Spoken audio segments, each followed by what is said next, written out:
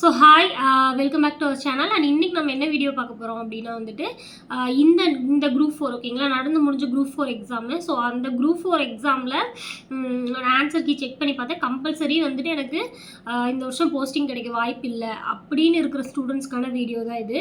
So அது plus இதுக்கு முன்னாடி ஒரு 3 to 4 டைம் நான் எக்ஸாம் எழுதியிருக்கேன். ஸோ 4 டைமும் ஏதோ ஒரு காரணத்தினால மிஸ் ஆகிட்டே இருக்கு. ஆனால் நான் நல்லா படிக்கிறேன், ஏதோ ஒரு காரணத்தினால மிஸ் ஆகிட்டே இருக்குது. இந்த வருஷமும் எனக்கு அதுதான் ஆகுது அப்படின்னு இருக்கிற ஸ்டூடெண்ட்கான வீடியோ தான் ஓகேங்களா.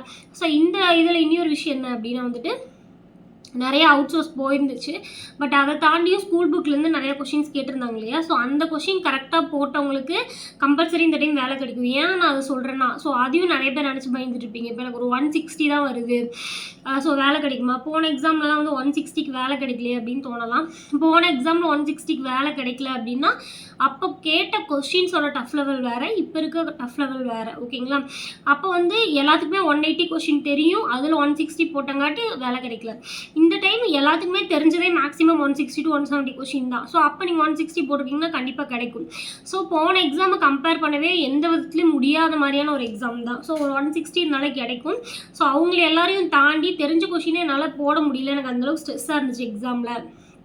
இதுக்கு முன்னாடி ஒரு 3-4 வருஷம் என்னால் வந்துட்டு கரெக்டாக எக்ஸாம் எழுத முடியல. எப்படி எழுதினாலும் ஏதோ ஒரு ரீசன்னால எனக்கு வந்துட்டு வேலை கிடைக்கல. 3-4 வருஷமாக படிச்சுட்ருக்கேன் அப்படிங்கிற ஸ்டூடெண்ட்ஸ்க்கான வீடியோ தான் இது. ஸோ ஃபஸ்ட்டு விஷயம் வந்துட்டு 3-4 வருஷம் படிக்கிறவங்களுக்கு இந்த வருஷம் கம்பல்சரி போயே ஆகணும் அப்படிங்கிற ஒரு ப்ரெஷர் இருக்கும் ஓகேங்களா. ஸோ அந்த ப்ரெஷரில் தான் நம்ம எழுதுவோம். புதுசாக வர ஸ்டூடெண்ட்ஸ்க்கு ஒரு எக்ஸாம் போனால் கூட அடுத்த எக்ஸாம் போயிடலாம்னு அவங்களுக்கு அந்த இன்ட்ரெஸ்ட் இருக்கும். அவங்க ப்ராப்பராக ப்ரிப்பேர் பண்ணியிருக்க மாட்டாங்க. 3-4 வருஷம் படிக்கிறாங்க அப்படிங்கிறப்ப டிஎன்பிசியில் எப்படி கேட்பாங்க, டிஎன்பிசி எப்படிங்கிற ஃபுல் பல்ஸும் நம்மளுக்கு தெரியும். ஸோ அப்படி இருந்து நம்மளால் பாஸ் ஆக முடியல அப்படிங்கிறது ஒன்று இருக்கும். ஃபேமிலி சுச்சுவேஷனில் கண்டிப்பாக பாஸ் ஆகணும். நிறைய ஸ்டூடெண்ட்ஸ் சொல்லியிருக்காங்க, கண்டிப்பாக இந்த வருஷம் பாஸ் ஆகியே ஆகணும், இல்லைனா என்னை வந்து படிக்கவே விட மாட்டாங்க, என்னை மதிக்கவே மாட்டாங்க. நிறையா வந்துட்டு ஜென்ஸ் வந்துட்டு இந்த வருஷம் வேலைக்கு போயிடணும், இதனால எனக்கு மேரேஜ் தள்ளி போகுது, என் ஃபேமிலியில் நிறையா விஷயங்கள் வந்துட்டு இதனால ஸ்டாப் ஆகுது, லைஃபே போச்சு, இந்த மாதிரி நிறைய ஸ்டூடெண்ட்ஸ் இருக்கீங்க. ஸோ அவங்களுக்கான வீடியோ தான் இது. இந்த மாதிரி ஒரு சுச்சுவேஷன் எனக்கும் வந்துச்சு. ஸோ அதை நான் எப்படி ஹேண்டில் பண்ணேன் அப்படிங்கிறது உங்களுக்கு சொல்கிறேன். அண்ட் மெயினான விஷயம் நான் என்ன சொல்கிறேன் அப்படின்னா, இப்போ நான் வந்து ஒரு எக்ஸாமில் ஃபெயில் ஆகிறேன் அப்படின்னா அப்போ எனக்கும் வந்து ரொம்ப சின்ன ஏஜ்லாம் கிடையாது. ஸோ அப்போ வந்து ஒரு 20 to 23 இருக்கும். 23ங்கிறது டீசெண்டாக வேலைக்கு போகிற ஏஜ் ஓகேங்களா. அந்த டைமில் எக்ஸாமில் ஃபெயில் ஆகி அதுக்கப்புறம் இன்னும் ஒரு வருஷம் கொரோனாலாம் முடிஞ்சு 2019 முடிஞ்சு 23, அதாவது என்னோட 26th ஏஜில் தான் நான் வேலைக்கு போயிருக்கேன் ஓகேங்களா. அந்த 3 இயர்ஸுங்கிறது 2023லேயே நம்ம நார்மலாக வேலைக்கு போகணும். அப்போது ஏஜ் ஆகி தான் ட்ரையே பண்ணுறோம். அதுக்கப்புறம் எக்ஸாம் கிடைக்கல, திருப்பி அடுத்த அட்டம் போடுறவங்களப்போ எவ்வளவோ ஏஜ் ஆகிறப்ப நம்ம மேலே இருக்க கான்ஃபிடென்ட் நமக்கே குறைஞ்சிடும் ஓகேங்களா. ஸோ நானும் ஆல்மோஸ்ட் உங்கள் சுச்சுவேஷன்லேருந்து தான் வந்திருக்கேன். ஸோ இப்போ நான் வந்து எனக்கு 23ல் எக்ஸாம் கிடைக்கல, வேலை கிடைக்கல அப்படின்னா அடுத்த அட்டம்ப்ட் நான் ட்ரை பண்ணுறக்கு அடுத்தடுத்த வருஷம் இப்போ உங்களை மாதிரி அடுத்தடுத்த வருஷம் எக்ஸாம் வருதுன்னா கூட ஓகே. அதையும் தாண்டி கொரோனானால எக்ஸாம் வரல, அதுக்கப்புறம் தான் வந்துச்சு. அந்த பீரியடை கடக்கிறது வந்துட்டு ரொம்பவே கஷ்டமாக இருந்துச்சு. ஸோ நான் அது எப்படி நான் கடந்தேன் அப்படிங்கிறது உங்ககிட்ட ஷேர் பண்ணிக்கிறேன். அதுக்கு முன்னாடி நான் எடுக்கிறது தான் வந்து 100% கரெக்ட் டிசிஷனாக இருக்கும் அப்படின்னு நான் சொல்லிட முடியாது. ஏன்னா இப்போ நான் வந்து இப்போ வேலைக்கு போனதுக்கப்புறம் யோசிக்கிறேன். சிம்பிளாக ஒரே வார்த்தையில் சொல்லணும், 3 to 4 வருஷம் படிக்கிற ஸ்டூடெண்ட்ஸ்க்கு நான் ஒரே விஷயம் என்ன சொல்கிறேன் அப்படின்னா, இப்போ நான் வேலைக்கு போனதுக்கப்புறம் நான் என்ன யோசிக்கிறேன்னா, இந்த ஜாப் இப்போ நான் போட்ட எஃபர்ட்டுக்கு இந்த ஜாப் வந்துட்டு ஓகேவா அப்படின்னு கேட்டால், நான் போட்டதை விட கம்மி எஃபர்ட் போட்டு இன்னும் நல்ல வேலையில், நல்ல கரியரில், நல்ல இன்கமில் இருக்கிற ஸ்டூடெண்ட்ஸ் நிறைய பேர் இருக்காங்க. ஸ்டூடெண்ட் இல்லை, நிறைய பேர் என்னை சுற்றி நிறைய பேர் இருக்காங்க, எனக்கு தெரிஞ்சவங்க, நான் பார்க்குறவங்க நிறைய பேர் இருக்காங்க. நிறைய ஜாப் ஆப்பர்ச்சுனிட்டி இருக்குது, ப்ரைவேட்டில் இருக்குது, பிஸ்னஸ் பண்ணலாம், நீங்கள் என்ன வேணால் பண்ணலாம் ஓகேங்களா. ஸோ அந்த மாதிரியான என்விரான்மெண்ட்டில் தான் நம்ம இருக்கோம். ஆனால் டிஎன்பிசி ஸ்டூடெண்ட்ஸ்க்கு எப்படி இருக்குன்னா, அந்த எக்ஸாம் வந்துட்டு எழுதிட்டு இப்போ எனக்கு அப்படி தான், எனக்கும் தெரியும். இப்போ யாராவது வந்து ஒரு வேளை நான் எக்ஸாம் 2019 எக்ஸாம் முடிச்சதுக்கப்புறம் இதை விட்டுரு நீ ஐடி, நான் வந்து எம்எஸ்சி படிச்சுருந்தேன், ஸோ நீ ஐடியில் போயிருந்துருக்கலாம், நல்லா ஏர்ன் பண்ணியிருந்துருக்கலாம், நிறைய பேர் என்கிட்ட சொல்லியிருக்காங்க. பட் நான் கேட்கல ஓகேங்களா. ஏன் அப்படின்னா நமக்கு என்ன தெரியாதா, ஐடியில் போனால் நல்லா ஏர்னிங்ஸ் வரும் நமக்கு தெரியாதா, தெரியும். ஆனால் நம்ம ஏன் கேட்க மாட்டோம் அப்படின்னா, அதுக்குள்ளே வந்துட்டோம்னா அதை விட்டுட்டு போகவும் மனசு வராது, அது பாஸ் ஆகவும் முடியாது, டைம் ஆகிட்டு இருக்குன்னு தெரியும். ஆனால் விட்டுட்டு வரவும் மனசு வராது. விட்டுட்டு வந்து என்னதான் லேக்ஸ் கணக்கான சேலரி இருந்தாலுமே நம்மளுக்கு அது உறுத்தல் இருந்துக்கிட்டே தான் இருக்கும் ஓகேங்களா. ஸோ அந்த மாதிரி தான் டிஎன்பிசி படிக்கிற ஸ்டூடெண்ட்ஸோட மைண்ட் செட் இருக்கும். நம்ம எவ்வளோ நல்லா படிச்சிருக்கோம், ஒரு ஒரு 1 இயர் கிட்ட எஃபர்ட் போட்டு படிக்கிறோம் அப்படின்னா அதுக்கான பலன் இல்லையே அப்படின்னு சொல்லிட்டு அது என்னைக்கா இருந்தாலும் நீங்கள் அதுக்கப்புறம் நல்ல வேலைக்கு போய் லேக்ஸில் ஏர்ன் பண்ணாலுமே அந்த ஒரு உறுத்தல் அந்த குறை இருந்துக்கிட்டே இருக்கும். என்கிட்ட வந்துட்டு ரீசெண்டாக ஒரு போன பேட்சில் ஒருத்தங்க முருகவே சம்திங் அது பேர். ஸோ அவங்க வந்துட்டு மெசேஜ் பண்ணியிருந்தாங்க. அவங்க வந்துட்டு சவுதியில் இருக்காங்க. ஸோ சவுதியில் ஒர்க் பண்ணிட்டுருக்காங்க. நல்ல சேல்ரி லேக்ஸில் ஏர்ன் பண்ணுறாங்க. ஆனால் அவங்க வந்துட்டு எனக்கு டிஎன்பிசி போய் கவர்மெண்ட் ஜாப் வந்து என் ஃபேமிலியோட வீட்டில் இருக்கணும், என் ஃபேமிலியோட என்னோட நேட்டிவில் இருக்கணும்னு ஆசையாக இருக்குதுன்னு சொல்லிட்டு அங்கிருந்து அவங்க வந்துட்டு என்ன சொல்கிறது, ஸ்டாஃப் கேட்டகரியில் இல்லை, ஒர்க்கர் கேட்டகரி. ஸோ அப்போ அவங்களுக்கு வந்துட்டு ரொம்ப ஃபிசிக்கலாக நிறைய ஒர்க் இருக்கும், அதையும் தாண்டி படித்தாங்க. ஓகேங்களா. ஸோ ஒருத்தருக்கும் ஒரு நீடு இருக்கும். அந்த மாதிரி இருக்கவங்களும் இருக்காங்க. அதை மீறி நம்ம டிகிரின்னு ஒன்று படிச்சிருந்துருப்போம், +1 +2 படிச்சிருந்துருப்போம், டிகிரி படிச்சிருப்போம், நமக்குன்னு சில ஸ்கில்ஸ் இருக்கும். ஓகேங்களா. ஸோ நான் என்ன சொல்கிறேன்னா, நான் எடுத்த டிசிஷன் கரெக்ட் அப்படின்னா என் உள் மனசு என் பிடிவாதம் தான் நான் லிட்டரலி சொல்லணும். ஓகேங்களா. நான் படிக்க ஆரம்பிச்சிட்டேன், இந்த குரூப் 4 எனக்கு கிடைக்கல, அப்போ அதே குரூப் 4 தான். ஏன் சொல்லப்போனால் வெளியே சொன்னால் சில்லியாக இருக்கலாம், பட் உண்மையாலுமே சொன்னால் குரூப் 2 கூட நான் அவ்வளோ எஃபர்ட் போட்டு படிக்கல. நம்ம குரூப் 2 ரிசல்ட் வீடியோ பார்த்தீங்கன்னா நான் சிரிச்சிட்டே தான் இருப்பேன். ரிசல்ட் வீடியோ லைவ் போட்டிருந்தேன் நான். ஏன்னா எனக்கு வந்துட்டு அதில் ரிசல்ட் வராது பெரிய கவலையாகவே இல்லை. ஏன்னா இந்த குரூப் 4 போனது வந்து ஒரு ஈகோ இஷ்யூ மாதிரி. இந்த குரூப் 4 தானே போச்சு, அப்போ எனக்கு குரூப் 4 தான் வேணும். அதை விட குரூப் 2 நல்ல வேலைன்னு தெரியும், எல்லாமே தெரியும். ஆனால் நமக்கு எது கிடைக்கலையோ அது மேலே நம்மளுக்கு ரொம்ப பிடிப்பு அதிகமாக இருக்கும்ல. அது எப்படி எனக்கு கிடைக்காம போகலாம், எனக்கு டிசர்வ் இல்லையா அப்படின்னு தோணும்ல. ஸோ அந்த பிடிவாதத்தில் தான் நான் திருப்பி அடுத்த எக்ஸாம் படித்தேன். ஓகேங்களா. ஆனால் நீங்கள் இப்போ ஒரு 3 to 4 வருஷம் படிக்கிற ஸ்டூடெண்ட்டாக இருக்கீங்க அப்படின்னா உங்கள் லைஃப் வந்துட்டு ரொம்ப ஃபினான்ஷியலி ரொம்ப கஷ்டத்தில் இருக்கீங்கன்னா, ஏன்னா இந்த சுச்சுவேஷனில் நானும் இருந்தேன். ஓகேங்களா. ஸோ நான் என்னெல்லாம் கிராஸ் பண்ணி இந்த எக்ஸாம் பாஸ் பண்ணேன் அப்படின்னு சொல்கிறப்ப ரொம்ப ஃபேன்சியாக நல்லா தான் இருக்கும். சூப்பர், இந்த மேடம் பண்ணியிருக்காங்க, நம்மளும் பண்ணலாம் அப்படின்னு தோணலாம். பட் அது கரெக்ட் டிசிஷன் அப்படின்னு என்னால் 100% சொல்ல முடியாது. இப்போ நான் வேலையில் இருக்கனால அது கரெக்ட் டிசிஷனாக இருக்குது. இன்கேஸ் நான் இந்த எக்ஸாம்லேயும் ஒரு 2 கொஸ்டின் நான் தப்பாக போட்டிருந்தா, ஒரு நிமிஷம் நான் கேர்லெஸ்ஸாக இருந்திருந்தேன்னா என்னோட டிசிஷன் தப்புன்னு தானே நீங்களும் சொல்லியிருப்பீங்க. ஸோ அதனால் நான் என்ன சொல்கிறேன்னா, அந்த மாதிரி ஒரு 4 வருஷம் 5 வருஷம் படிக்கிற ஸ்டூடெண்ட்டாக இருக்கீங்க அப்படின்னா யோசிங்க தயவு செஞ்சு. திருப்பி அடுத்த எக்ஸாம் குரூப் 2ல் என்ன போட்டிருக்காங்க, டிஎன்பிசியில் என்ன இஷ்யூ நடக்குது, அந்த பெட்டி ஓப்பன் பண்ணிட்டாங்க, டிஎன்பிசியில் ஒரு ஸ்டூடெண்ட் இறந்துட்டாங்க, மெயினாக அந்த ஸ்டூடெண்ட் இறந்துட்டாங்கன்னு போட்டு தான் எனக்கு ரொம்ப மனசை பாதிச்சுது. உண்மையாக சொன்னால் டிஎன்பிசி படிக்கிற வரைக்குமே நம்மளுக்கு என்ன தோணும், அதுதான் ஒரு உலகம், நம்மளை சுற்றியும் அது ரிலேட்டடான ஃப்ரெண்ட்ஸையே வச்சுப்போம், அதுதான் உலகம், டிஎன்பிசி படித்தாதான் இந்த உலகத்தில் வாழ முடியும் அப்படிங்கிற லெவலுக்கு நம்ம இருப்போம். ஆனால் வெளியே வந்து இப்போ நான் ஒரு வேலையில் இருக்கேன், இப்போ எனக்கு ஃபீல் ஆகுது, சரி நம்ம இவ்வளோ எஃபர்ட் இதில் போட்டதுக்கு இன்னும் நிறைய விஷயங்கள், நிறைய ஃபீல்டு இருக்குது. ஓகேங்களா. நான் சொல்ல விரும்பல, எனக்கும் இன்னும் நிறைய ஆசைகள், ஃப்யூச்சர் பிளான்லாம் இருக்குது. ஸோ இவ்வளோ எஃபர்ட் இதில் போட்டதில் ஒரு 10% எஃபர்ட் போட்டு இந்த ஃபீல்டில் போயிருந்துருக்கலாமோ, இதை பண்ணியிருந்துருக்கலாமோ அப்படின்னு நிறைய நம்மளே அறியாமல் நம்மக்கிட்ட நிறைய ஸ்கில் இருக்கும். ஸோ ஒரு நிமிஷம் நின்று யோசிச்சுட்டு இவங்க இப்போ இவ்வளோ கஷ்டப்பட்டு தான் வந்திருக்காங்க, நம்மளும் கஷ்டப்பட்டால் தான் அடுத்த எக்ஸாம் கிடைக்கும் அப்படின்னு வந்துட்டு பிளைண்டாக நம்பாமல் ஒரு நிமிஷம் நீங்கள் யோசிச்சு நம்ம லைஃப் எங்கே இருக்குது, நம்ம ஏஜ் என்ன, நம்ம எவ்வளோ வருஷமாக இவ்வளோ வருஷம் படித்தும் நமக்கு ஒரு விஷயம் கிடைக்கல அப்படிங்கிறப்போ, கிட்டத்தட்ட ஒரு 4 வருஷம் படித்த ஸ்டூடெண்ட்டை பற்றி தான் நான் பேசுகிறேன். ஸோ பிகினர் பற்றி நான் பேசல. பிகினர் படிங்க, 1 or 2 years ட்ரை பண்ணுங்கள், தப்பு கிடையாது. பட் இவ்வளோ வருஷம் படித்தும் நமக்கு அது கிடைக்கல அப்படிங்கிறப்போ ஏதோ ஒன்று இருக்கலாம்ல, நம்ம லைஃப் வேறு மாதிரி போகணும் அப்படின்னு கூட இருக்கலாம்ல. ஸோ அந்த பார்த்து நம்ம குயிக்காக கண்டுபிடிச்சோம்னா நம்ம கொஞ்சம் குயிக்காக சக்ஸஸ் ஆகலாம்ல. ஏன்னா டிஎன்பிசியில் மட்டும்தான் சக்ஸஸ் ஆனவங்கன்னு யாருமே கிடையாது. நிறையா ஃபீல்டில் நம்மளை விட பெட்டராக எவ்வளவோ ஸ்டூடெண்ட்ஸ் இருக்காங்க. ஓகேங்களா. ஸோ இது ஓகேவா, நம்ம ஃபினான்ஷியலி நம்ம எப்படி இருக்கோம், நம்ம குடும்பம் மெயினாக நீங்கள் சஃபர் ஆகுறீங்கன்னா கூட இன்னும் 1 or 2 years படிங்க. ஆனால் நம்ம குடும்பத்தில் நம்மளை டிபெண்ட் பண்ணி இருக்காங்களா அப்படிங்கிறதெல்லாம் கொஞ்சம் யோசிச்சு பாருங்கள். நம்ம ஏஜ் என்ன, இப்போ நானே பர்சனலாக சொல்கிறேன், நிறைய இடத்துல நான் சொன்னது கிடையாது. உண்மையாக சொல்லணுன்னா என்னோடய மேரேஜு நான் வந்துட்டு எக்ஸாமுக்காக தள்ளி போட்டிருக்கேன். அதுக்கப்புறம் மேரேஜுக்கு அப்புறம் பேபி பிளானிங் எக்ஸாமுக்காக தள்ளி போட்டிருக்கேன். இப்போ ஒர்க் கிடச்சிருச்சு, ஆனால் அதுக்கப்புறம் பேபி பிளானிங் டிலே ஆகிட்டே தான் இருக்குது. ஓகேங்களா. என்னோடய வாழ்க்கையில் நடக்கிற ரொம்ப முக்கியமான ஈவெண்ட் எல்லாமே எக்ஸாமுக்காகவும் எக்ஸாம் ரிசல்ட்டுக்காகவும். ஏன்னா எக்ஸாம் ரிசல்ட் லேட் பண்ணாங்க இப்போ லாஸ்ட் நான் ஜாயின் பண்ண குரூப் 4 எக்ஸாமில் கூட. அப்போது நம்மளோட லைஃப் ஈவெண்ட் எல்லாத்தையும் நிறைய பேர், ஏன்னா கல்யாணத்துக்கு முன்னாடி என்ன நினச்சேன்னா பாஸ் ஆனதுக்கப்புறம் தான் கல்யாணம் பண்ணணும்னு நினச்சேன். இது நிறைய ஸ்டூடெண்ட்ஸ்னால் ரிலேட் பண்ணிக்க முடியும். ஓகேங்களா. ஸோ பாஸ் ஆனதுக்கப்புறம் பண்ணணும்னு சொல்லிட்டு என் மேரேஜ் தள்ளி போட நினச்சேன். அந்த மேரேஜில் எவ்வளோ ஹாப்பியாக ஒரு மேரேஜ் நடந்தாலும் ஒரு குறை இருக்கும் நம்மளுக்கு. இப்போ அதுக்கு முன்னாடி கல்யாணம் பண்ணிட்டோமே ஓகேன்னு சொல்லி தள்ளி போட்டாலும் நம்மளுக்கு அந்த லைஃப் தான் கிடைக்குமா, வேறு லைஃப் மாறுமா, என்ன வேணால் ஆகலாம். ஓகேங்களா. ஒரு எக்ஸாம், ஒரே ஒரு வேலை, எண்ட் ஆஃப் த டே இது நம்ம வேலை, ஒரு ஏர்ன் பண்ணுறதுக்கான ஒரு சோர்ஸ், அவ்வளோதான். அந்த ஒரு விஷயத்துக்காக நம்ம மேரேஜ், நம்ம பேபி பிளானிங்கு, லைஃப்பில் இன்னும் நிறைய விஷயங்களை தள்ளி போடுறோம். ஓகேங்களா? ஸோ இப்போ வரைக்கும் நான் பார்த்துட்ருக்கேன். என் கூட படித்த சிலர் வந்துட்டு 30+ ஆச்சு, அவங்களுக்கும் அவங்க மேரேஜுக்கு வந்துட்டு ஃபேமிலியில் வெயிட் பண்ணுறாங்க. ஆனால் அவங்க வந்துட்டு வேறு வேலைக்கு போயிட்டு, அவங்க நினச்ச ஒரு ப்ரைவேட் ஜாப்பில் ஒரு வேலைக்கு போயிட்டு அதில் எக்ஸல் ஆகிட்டு மேரேஜ் பண்ணலாம். ஆனால் நமக்கு அந்த பிடிவாத விடாது. ஸோ இதை படிச்சுட்டு தான் மேரேஜ் பண்ணுவேன்னு சொல்லிட்டு இந்த வருஷம் பாஸ் ஆகிட்டாங்க, காட் கிரேஸ். இந்த வருஷம் இல்லை, இந்த எக்ஸாமுக்கு முன்னത്തെ எக்ஸாமு. ஸோ அந்த மாதிரி நிறைய பேர் இருக்காங்க. ஸோ அதெல்லாம் நம்மளுக்கு வேணுமா, இவ்வளோ விஷயத்த சாக்ரிஃபைஸ் பண்ணுற அளவுக்கு நம்மளுக்கு இந்த வேலை முக்கியமா அப்படிங்கிறத ஒரு நிமிஷம் நின்று யோசிங்க. சிலருக்கு நானும் அதை யோசிச்சிருக்கேன். ஆனால் எனக்கு சாக்ரிஃபைஸ் பண்ணுற அளவுக்கு இந்த வேலை முக்கியம் அப்படின்னு எனக்கு தோணுச்சு, அந்த ஏஜில் அப்படி தோணுச்சு. ஸோ அதனால் நான் அதை பண்ணேன். அதனால் இப்போ யோசிங்க, நம்ம ஒரு வருஷமும் நம்மளுக்கு மெச்சூரிட்டி லெவல் இன்க்ரீஸ் ஆகிட்டே தான் இருக்கும். ஸோ நமக்கு ஒரு வருஷமும் ஒரு ஃபீல் வரலாம்.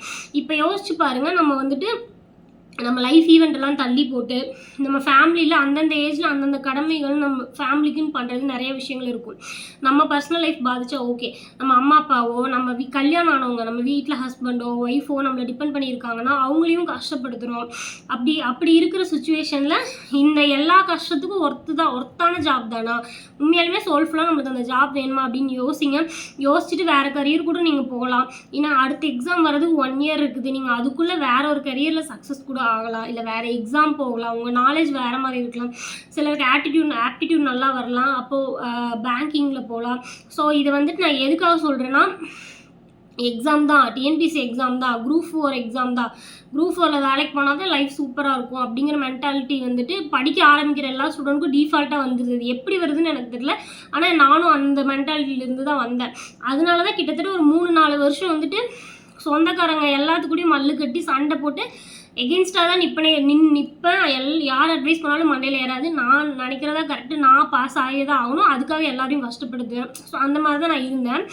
ஆனால் இப்போ ஃபீல் ஆகுது, ஓகே இப்போ நம்ம அடுத்து வேறு ஏதாவது அந்த டைம் ஸ்டாப் பண்ணி வேறு ஏதாவது போயிருந்துருக்கலாமா, இல்லை நடுவில் ஏதாவது பண்ணிவிட்டு கூட நோட்டிஃபிகேஷன் வர்றதுக்கு ஒரு 6 மந்த் முன்னாடி படிச்சிருக்கலாமோ அப்படின்னு தோணும்.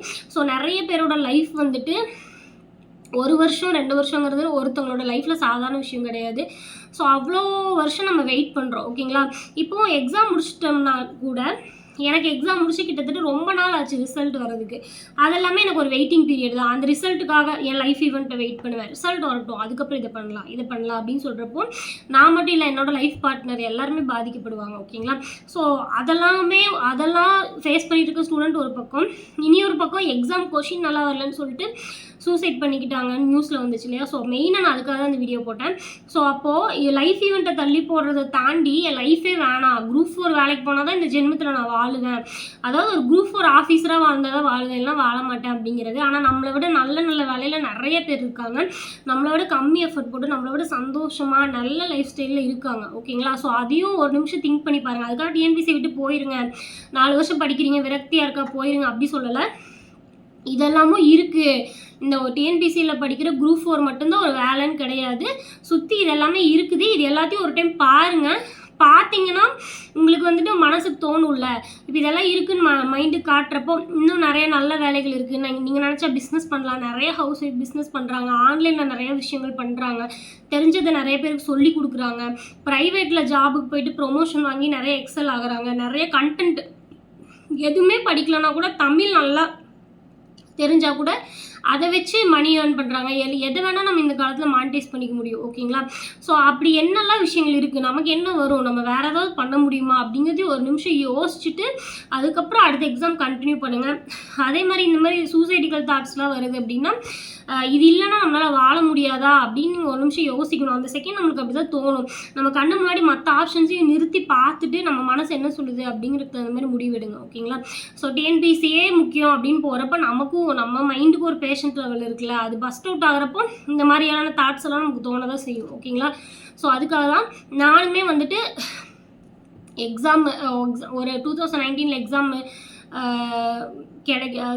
ஃபெயில் ஆனப்போ, ஓகேங்களா? ஸோ அந்த டைம் போஸ்ட் கிடைக்காததுலேருந்து 2023 போஸ்ட்டு கிடைக்கிற வரைக்கும் நிறைய வார்த்தைகள், கண்ணுக்கு முன்னாடி நிறையா தெரிஞ்சவங்க வந்து உரிமையாக கேட்குறேன்ட்டு நிறைய ஹர்ட் பண்ணுவாங்க, பின்னாடி நிறைய வார்த்தைகள் பேசியிருக்காங்க, ஃபினான்ஷியலி நிறைய பேரை டிபெண்ட் பண்ணியிருந்திருக்கேன். அது என்னோட கான்ஃபிடென்ட் லெவலு 0 லெவலுக்கு மைனஸ் போயிடுச்சு. என் கான்ஃபிடென்ட் லெவல் எனக்கு நானே சொல்லுவேன், நான் வந்து வேஸ்ட்டு, எனக்கு ஒன்றுமே வராது, அவங்க வந்துட்டு என்னை திட்டலாம், தப்பில்லை, அவங்க திட்டுறதுக்கு அவங்களுக்கு உரிமை இருக்குது அப்படின்னு எல்லாத்தையுமே வந்துட்டு நான் என்னை ரொம்ப அலோவ் பண்ணுவேன். ஆமாம், நம்மளுக்கு என்ன தெரியும் அவங்க எவ்வளோ பெரிய ஆள்னு, என்னை தவிர மீதி எல்லாருமே பெரிய ஆள் அப்படின்னு நினைக்கிற அளவுக்கு என்னோடய கான்ஃபிடென்ட் லெவலை குறைச்சிது. ஒரு எக்ஸாம் முடிச்சு ஃபினான்ஷியலி நான் எல்லாத்துக்கிட்டையும் டிபெண்ட் ஆகியிருந்தப்போ, ஓகேங்களா. ஸோ அதெல்லாம் தாண்டி இந்த எக்ஸாம் வந்தப்போ லைஃபே மாறிடுச்சு, நான் மென்டலி ரொம்ப ஸ்ட்ரென்த்தாக இருக்குது, அதெல்லாமே ஓகே. ஆனால் அந்த பீரியட் வந்து ரொம்ப கஷ்டமான பீரியட். இப்போ வரைக்குமே எனக்கு வந்துட்டு லைஃப்பில் ஏதோ ஒரு 3 வருஷத்துக்கு எனக்கு நடுவில் கொஞ்சம் பக்கத்தை காணோன்னு 3 வருஷத்தை வேஸ்ட் பண்ண ஃபீல் இருக்குது, ஓகேங்களா. ஸோ எக்ஸாம் முடிச்சு அந்த எக்ஸாம் முடிச்சு இந்த எக்ஸாம் கிடைக்கிற வரைக்குமான பீரியடை நான் நிறையா ரொம்ப செல்ஃப் ரெஸ்பெக்டே இல்லாமல் வாழ்ந்திருக்கேன் அப்படின்னு தான் சொல்லணும், ஓகேங்களா. ஸோ காசு கொடுக்குற தைரியம் வந்துட்டு மெயினாக நான் ஹவுஸ் ஒய்ஃப் ஸ்டூடெண்ட்ஸுக்கு சொல்கிறேன், அதே மாதிரி பசங்களுக்கும் சொல்கிறேன். காசு கொடுக்குற தைரியமும் மரியாதையும் வந்துட்டு யாருனாலையுமே தர முடியாது. ஸோ அந்த காசை வந்துட்டு குரூப் 4 எக்ஸாமில் தான் ஏர்ன் பண்ணணும் அப்படின்னு கிடையவே கிடையாது. ஸோ இதில் வந்துட்டு நான் எதுவுமே கோர்வையாக பேசியிருக்க மாட்டேன் இந்த வீடியோவில். என் மனசுக்கு என்ன தோணுதோ, ஒரு என் அக்காவோ அண்ணாவோ தம்பியோ தங்கச்சியோ இந்த எக்ஸாம் கிடைக்கலன்னு ஃபீல் பண்ணால் நான் அவங்களுக்கு என்ன சொல்லுவேனோ அதை தான் நான் உங்களுக்கு சொல்கிறேன். ஸோ காசு கொடுக்குற தைரியம் நமக்கு எதுவுமே கொடுக்காது. அந்த காசை நீங்கள் குரூப் 4ல் வேலைக்கு போய் தான் ஏர்ன் பண்ணணும்னு எந்த அவசியமே கிடையாது. அதை விட நல்ல பேக்கேஜில் நல்ல வேலைகள் இருக்குது, நிறைய பிஸ்னஸ் இருக்குது, நிறைய ரெஃபர் பண்ணி பாருங்கள். நம்மளை விட ஸ்கில்லை கம்மியாக ஹார்ட் ஒர்க் போடாமல் கம்மியான ஹார்ட் ஒர்க் போட்டவங்க, ரொம்ப சோம்பேறித்தனமாக இருக்கவங்க, தமிழில் நாலேஜே இல்லாதவங்க, அவங்கெல்லாம் வந்துட்டு நல்ல நல்ல ஃபீல்டில் இருப்பாங்க, ஓகேங்களா. நானே அது நிறைய டைம் யோசிச்சிருக்கேன். இந்த எக்ஸாம் வந்ததுக்கப்புறமே நான் இருக்கிற வேலையில் எனக்கு என்னெல்லாம் லக்ஸுரி கிடைக்குதோ நிறைய கிடைக்குது, அதுக்கு நான் கிரேட்ஃபுல் தான், இல்லைன்னு சொல்லலை. அதை தாண்டி நிறைய லக்ஸுரியாக நல்ல லைஃப் ஸ்டைல் இருக்காங்க. ஆனால் அவங்க போட்ட எஃபர்ட் பார்த்தா நான் வந்துட்டு கிட்டத்தட்ட இவ்வளோ வருஷம் தமிழ் ஆராய்ந்து கிட்டத்தட்ட தமிழில் ஒரு புலவராக ரேஞ்சுக்கு படித்து போட்ட எஃபர்ட்டை கம்பேர் பண்ணுறப்போ அவங்க போட்ட எஃபர்ட் ரொம்ப கம்மி தான், ஆனால் அவங்க இப்படி இருக்காங்களே அப்படின்னு ஃபீல் ஆகும். ஸோ அது வந்துட்டு அதுக்காக வந்துட்டு நம்ம அதை என்ன சொல்கிறது, அவங்க அப்படி இருக்காங்க அப்படின்னு ஃபீல் பண்ண முடியாது. நம்ம எடுத்த டிசிஷனுக்கான பலன் தான் நம்ம அனுபவிப்போம். ஸோ அதனால் நின்று யோசிச்சு பாருங்கள், உங்களுக்கு என்ன தோணுதுன்னு உங்களுக்கு என்ன மனசுக்கு தோணுது. நம்ம குரூப் 4 தான் இன்னும் கண்டினியூ பண்ணணும்னு நம்மளுக்கு ஒரு மனசு சொல்லுது. இல்லை எண்ட் ஆஃப் த டே நான் எந்த வேலைக்கு போனாலும், ப்ரைவேட் ஜாப் போனாலும் சரி, ஐடி போனாலும், எங்கே போனாலும் என் மனசுக்குள்ள ஒரு குறை இருக்கும் அப்படின்னா குரூப் 4 படிங்க. அதையும் நான் என்ன பர்சனலாக சொல்லுவேன் அப்படின்னா, இப்போ இருந்து குரூப் 4 படிக்காதீங்க. 4-5 வருஷம் படித்த ஸ்டூடெண்ட் பிகினராக இருக்கீங்கன்னா தைரியமாக குரூப் 4 படிங்க. 4-5 வருஷம் படித்த ஸ்டூடெண்ட் வந்துட்டு இப்போ இருந்து குரூப் 4 படிக்காதீங்க. இப்போதைக்கு இப்போ என்ன செப்டம்பர் ஒரு 6 to 7 மாதம் வந்துட்டு வேறு ஏதாவது வேலைக்கு போங்க, ஏர்ன் பண்ணுங்கள். ஸோ அதில் உங்களுக்கு ஏதாவது ஆப்பர்ச்சுனிட்டி கிடச்சி நீங்கள் டெவலப் ஆகலாம். குரூப் 4 படிக்கிற தாட்டே போகலாம். இல்லை நான் அதெல்லாமே பண்ணாலும் எனக்கு குரூப் 4 தான் படிக்கணும்னு மறுபடியும் வரேன் அப்படின்னா நீங்கள் அப்போ வந்து படிங்க, ஓகேங்களா. இல்லைனா அந்த ஒரு வருஷம் நமக்கு மென்டலி ஒரு அப் டவுன் மூட் ஸ்விங் இருக்கும் இல்லையா, அது வந்துட்டு ஹேண்டில் பண்ணவே முடியாது, ரொம்ப நம்மளை லோவாக ஃபீல் பண்ண வைக்கும், ஓகேங்களா. ஸோ நம்ம மென்டல் ஹெல்த்து ரொம்ப அது பாதிக்கும். ஸோ அதனால் 4-5 வருஷம் படிச்சிருக்கேன், தமிழில் ரொம்ப எக்ஸலாக தான் இருக்கேன், குரூப் 4 விட்டுட்டேன், அடுத்து குரூப் 2 படிக்கிற ஐடியா இருக்கா, தைரியமாக படிங்க. குரூப் 2 படிக்கல, நான் டிகிரி முடிக்கல, இல்லை குரூப் 2 எனக்கு எழுத இஷ்டம் இல்லை, அடுத்து இப்போ இருந்தே நான் குரூப் 4 படிக்கிறேன்னா அந்த தப்பை மட்டும் பண்ணாதீங்க. இப்போ இருந்து குரூப் 4 படிக்காதீங்கன்னு தான் நான் சொல்லுவேன். ஃப்ரெஷ்ஷாக இருக்கீங்க, 1 year 2 year நான் போன இயர் சும்மா எழுதுனேன், இந்த டைம் நல்லா படித்து எழுதலான்னு இருக்கேன், இப்போ இருந்து படிங்க. வேலைக்கு போயிட்டே நான் படிச்சுட்ருக்கேன், இப்போ இருந்து படிங்க. ஃபுல் டைம் எனக்கு எதுவுமே கிடையாது, குரூப் 4 விட்டால் எனக்கு எதுவுமே கிடையாது, ஃபுல் டைம் இதை தான் படிச்சுட்ருக்கேன் அப்படிங்கிறவங்க தயவு செஞ்சு வெளியே போய் பாருங்கள். நிறைய ஆப்பர்ச்சுனிட்டி இருக்குது. உங்களுக்கு எதில் மணி மேக் பண்ண முடியுமோ, எந்த வேலை செய்ய முடியுமோ அந்த வேலையை செய்யுங்க. அதில் கூட உங்களுக்கு நல்ல ஆப்பர்ச்சுனிட்டி வந்து லைஃப் அமையலாம், ஓகேங்களா. ஸோ ஒரு வேலைக்காக நம்ம ஃபுல் லைஃப்பையும் இழந்துட முடியாது, ஓகேங்களா. ஸோ இது நான் அந்த சூசைட் பண்ணிக்கிட்டாங்கன்னு சொன்னாங்களே அந்த ஸ்டூடெண்ட், அதுக்காக தான் மெயினாக இந்த வீடியோ போட்டேன். அந்த மாதிரி மைண்ட் செட்டில் நிறைய பேர் இருக்கலாம், எனக்கும் அந்த மைண்ட் செட் வந்துருந்துருக்கு. நான் அதை தாண்டி பிடிவாதமாக வந்துட்டேன், ஆனால் அதோட கஷ்டம் இன்னும் எனக்கு இருக்குது. ஸோ அந்த அப்போ நடந்தது இன்னும் நான் நினச்சி ஃபீல் பண்ணுவேன். ஸோ அது வேணாம், அதுக்கு நீங்கள் வேறு கரியர் போயிருங்க அப்படின்னு நான் சொல்கிறேன், ஓகேங்களா. ஸோ இந்த வீடியோ உங்களுக்கு பிடிச்சிருக்குன்னு நினைக்கிறேன். நாளைக்கு வந்துட்டு ஃப்ரெஷ்ஷாக குரூப் 4 படிக்கிற ஸ்டூடெண்ட்டு அடுத்து குரூப் 2 படிக்கலான்னு பிளான் இருக்கவங்களுக்கு என்ன தமிழில் என்ன பிளான் பண்ணலாம், அவுட் சோர்ஸில் நிறைய கொஷின் கேட்டாங்க, அதில் வந்துட்டு எப்படி ஒரு 20-30 கொஷின் கேட்டால் ஒரு 5-6 கொஷினாக நம்ம வந்துட்டு எப்படி போடலாம், அதுக்கு அவுட் சோர்ஸ் என்னெல்லாம் படிக்கலாம் அப்படிங்கிற லிஸ்ட் வீடியோலாம் உங்களுக்கு சென்ட் பண்ணுறேன், ஓகேங்களா. ஸோ 5 to 6 வருஷத்துக்கு மேலே குரூப் 4 படிக்கிறீங்கன்னா இது ஒரு நிமிஷம் திங்க் பண்ணி பாருங்கள், ஓகேங்களா. ஸோ இதில் நான் ரொம்ப கோர்வையாலாம் நான் எதுவும் சொல்லலை, என் மனசுக்கு எது ஃப்ராங்காக என்ன பேசணும்னு தோணுச்சோ அதை சொல்லியிருக்கேன். ஸோ உங்களோட ஒப்பீனியன் என்ன அப்படிங்கிறத கமெண்ட் பண்ணுங்கள். ஸோ அடுத்த வீடியோ மீட் பண்ணலாம். And then bye.